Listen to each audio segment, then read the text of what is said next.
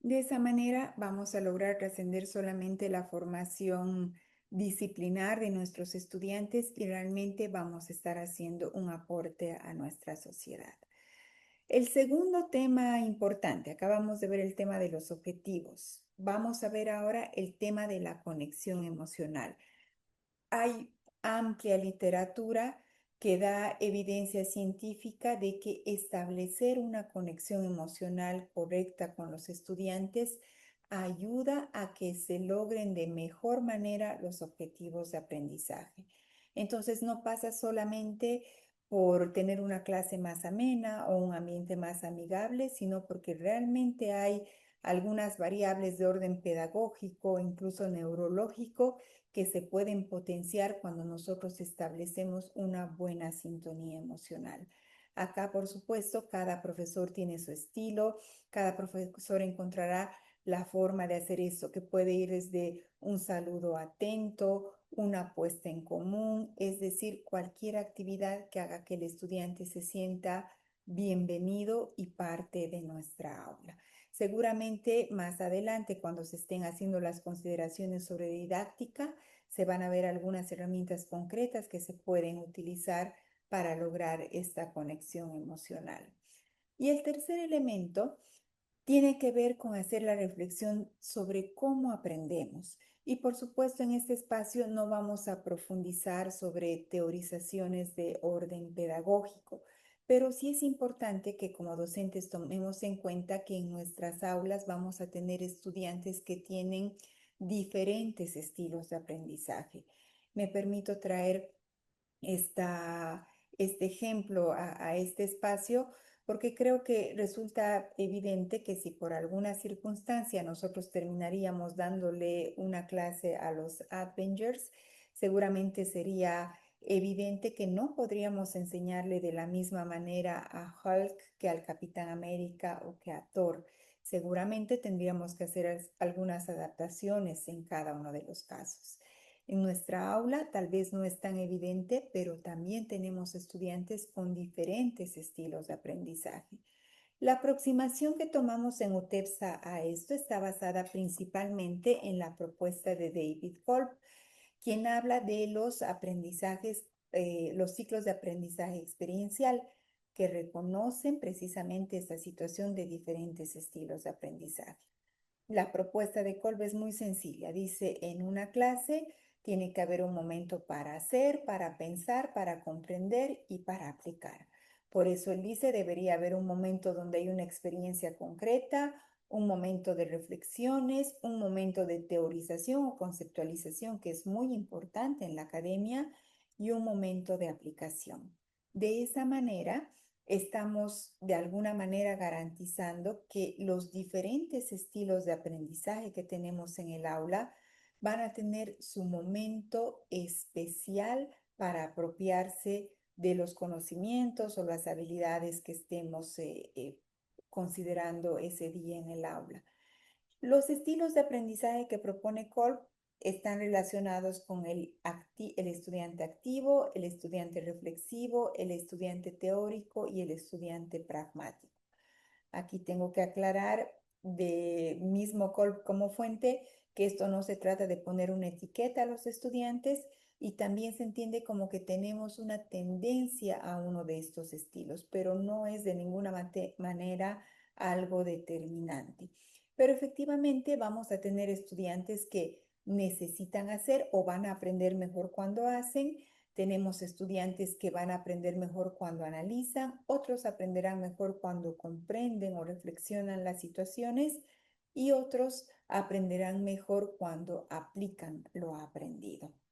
En este sentido, podríamos pensar entonces que tener estos cuatro momentos o secuencias didácticas que pasen por los cuatro momentos pueden ayudarnos en dos situaciones. Uno, lo que ya decíamos, cada uno de los estudiantes va a tener su momento especial de aprendizaje. Y segundo, es una forma también de motivar a mi estudiante a que no se sienta tan incómodo cuando tiene que aprender de una manera que no es la que él tiene establecida como favorita. Vamos a poner un ejemplo sencillo para comprender esto y para eso vamos a volver a los momentos que propone Kolb. Imaginemos el programa de gestión y mantenimiento industrial y vamos a asumir para el ejemplo que hay una asignatura que tiene que ver con la señalización, la señalética. Entonces el profesor llega al aula y como ha repasado este tema de el aprendizaje y los cuatro momentos, dice, bueno, voy a empezar con una experiencia concreta. Y les dice a los estudiantes, dejen todo, por favor, sobre sus mesas. Vamos a ir a hacer un recorrido por el campus. Y mientras caminamos por el campus, ustedes van a identificar qué tipo de señalización encuentran. Van a ver que hay diferentes colores, van a ver que hay diferentes formas, tamaños, etcétera, etcétera. Eso es una experiencia concreta, distinta para el estudiante. Entonces llega el momento de hacer la reflexión y el profesor les dirá a través de preguntas, por ejemplo, cuéntenme qué han visto. Y los estudiantes ahí empezarán a ordenar toda la experiencia que han tenido, ¿no? Identificarán que vieron diferentes colores, diferentes formas, el profesor podrá preguntarles por qué cree que hay estas diferencias, etcétera, etcétera. Y llega el momento de pasar a la conceptualización o a la teorización. En la academia solemos asentar todo sobre teorías, es parte del ejercicio académico. En este momento el profesor les dirá, efectivamente, lo que ustedes acaban de ver forma parte de la norma, etcétera, etcétera, ¿no? O les podrá decir lo que acabamos de ver está registrado en la teoría que propone tal autor y se los irá contando con la asistencia de una presentación o de alguna documentación. Superada esa etapa, para el momento de la aplicación, tal vez el docente les dirá, bueno, ahora vamos a suponer que la universidad está haciendo una ampliación en el área de sus laboratorios y los ha contratado a ustedes para que diseñen el sistema de señales. Hemos logrado pasar por los cuatro momentos. ¿Qué ha sucedido con los estudiantes durante estos momentos? Probablemente el estudiante, por ejemplo, que le gusta la parte o que prefiere la conceptualización, tal vez se ha fatigado un poco el momento que el profesor les dijo vamos a caminar por el campus. Tal vez no lo ha entendido bien y él prefería no salir del aula. Y tal vez el estudiante que prefiere ir a la aplicación, el momento de la reflexión empezó a sentirse un poco agobiado. Ya quería que los compañeros dejen de hablar y reflexionar y entender cómo se aplica todo esto en la práctica. Está bien, es correcto. Cada uno de los estudiantes ha tenido su momento especial y además, como decíamos, he ayudado a mis estudiantes a moverse a otras zonas de aprendizaje. Esto es parte también de los aprendizajes transversales.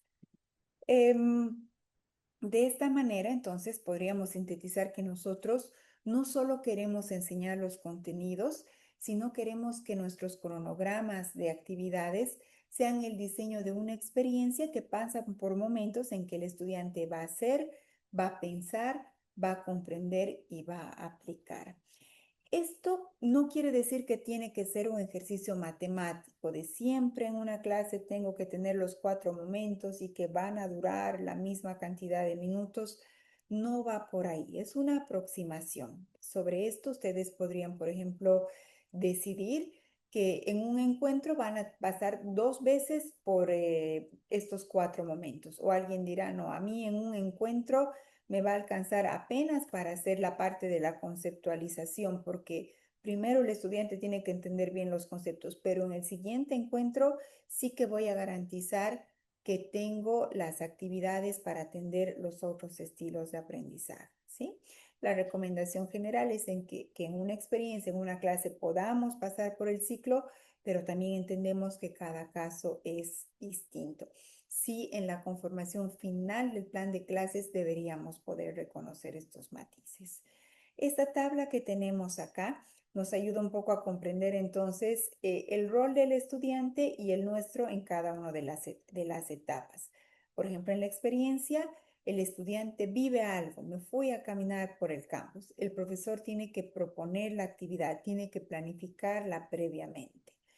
En una etapa de reflexión, a nuestro estudiante le va a tocar pensar en lo que ha ocurrido.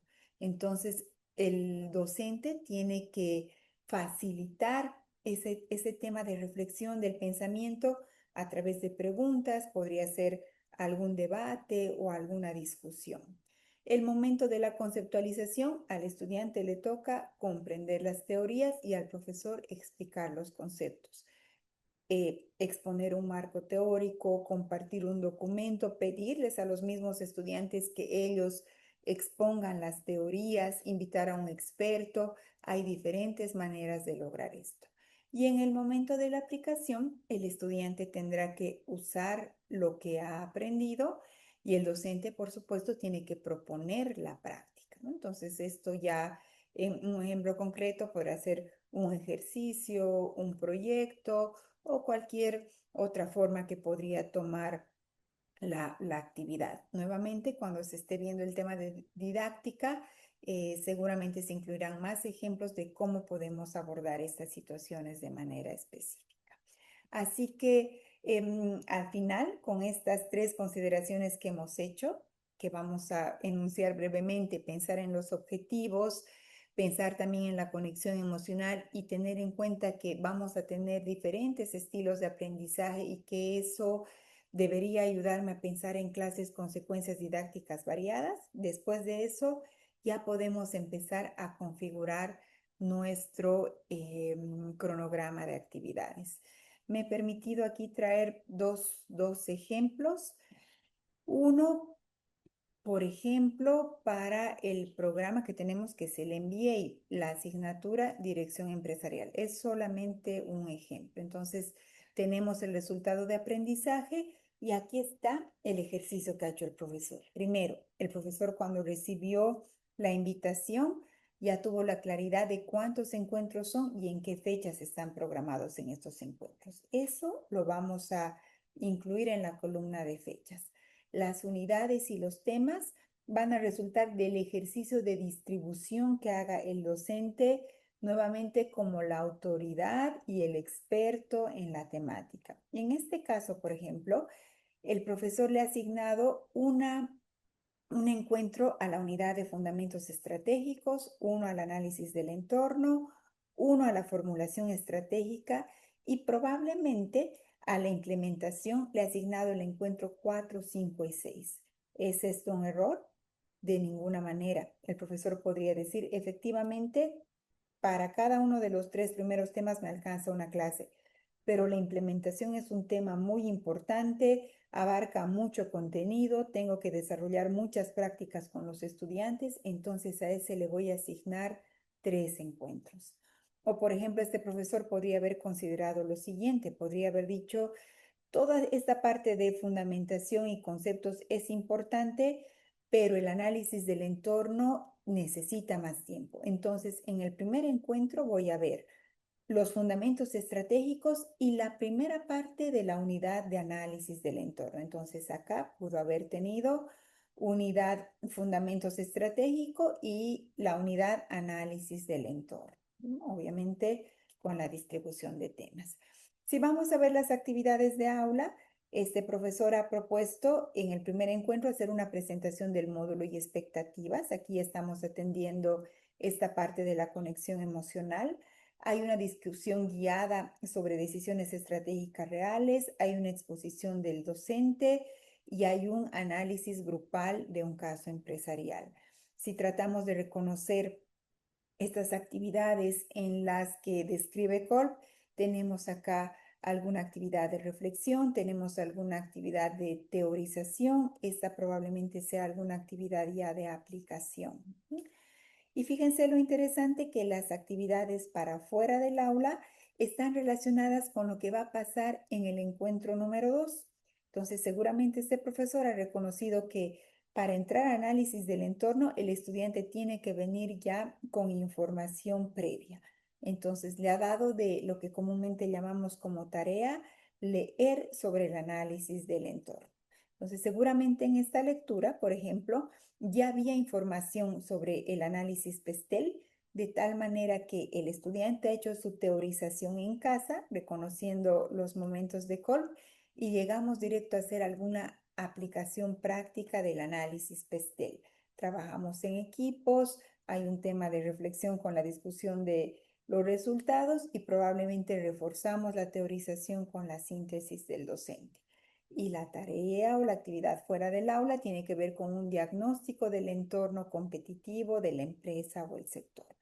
Entonces, sin necesidad de entrar a ver el detalle de la propuesta en el ejemplo, es evidente que en una clase de 3 horas hay diferentes matices, hay una variación. Estos estudiantes probablemente van a estar motivados, va a haber una secuencia que me permite dinamismo, el estudiante en condiciones normales no se va a despistar, sino me va a ir siguiendo el ritmo de esta propuesta que tiene tantas variaciones estratégicamente planificadas. Vamos a ver un ejemplo más que es de un módulo de gestión de sistemas energéticos, por irnos a otro campo disciplinar. En este caso, es lo mismo, el profesor distribuye sus fechas, él hace la distribución de las unidades y en sus actividades del aula hace una presentación del módulo y luego propone una identificación de riesgos energéticos en el campus de la universidad. Me imagino que esto es algo parecido a lo que hizo el profesor de la materia de señalética. Entonces es una experiencia concreta, una cosa distinta. Y luego se hace un análisis guiado del contexto energético, se hace una discusión técnica y se hace una exposición docente. Podemos también reconocer, sin necesidad de hacer teorizaciones profundas sobre teoría pedagógica y el modelo de Kolb, sí podemos reconocer que hay diferentes momentos atendiendo diferentes estilos de aprendizaje. Hay momentos de hacer, hay momentos de reflexionar, hay momentos de teorizar, etcétera, etcétera. En este caso también es interesante que el profesor, por ejemplo, ha programado la visita de un experto al aula. Entonces ahí tenemos igual una actividad distinta que seguramente va a dinamizar la secuencia, ¿sí? Voy a aprovechar este ejemplo para hacer énfasis en lo de las horas, ¿no? Entonces hemos dicho estas horas tienen que ver con las horas que yo he calculado que aproximadamente va a invertir mi estudiante en la actividad que le estoy asignando. Por ejemplo, para la revisión de matriz energética va a tomar 3 horas, pero para hacer una evaluación técnica básica de alternativa energética va a tomar 6 horas. Y así vamos haciendo este cálculo. Es importante que estas horas se registren porque cuando se presenta un programa, un plan de estudios, hay una cantidad de horas que tiene que cumplirse y se entiende que estas horas no se van a cumplir de manera total en el aula. Sin embargo, sabemos claramente cuántas horas permanece el estudiante en el aula, sea un aula física o un aula virtual. Y este ejercicio de apuntar las horas nos permite también tener un cálculo lo más cercano posible para ver que estamos cumpliendo con la cantidad de horas totales que tiene